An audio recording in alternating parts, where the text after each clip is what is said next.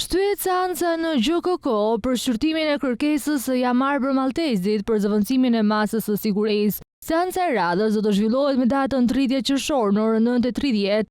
Dëndri Berishës ndodhet aktualisht në arrest shtëpie dhe ka paraqitur kërkesë për një masë më të lehtë sigurie.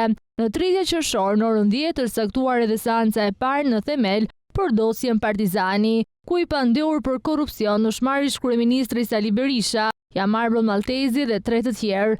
Treshja e gjyqtarëve që do gjykojë dosjen Partizani janë Elsa Ulliri si kryesuese, Bib Ndreqa e Rudina Palloj.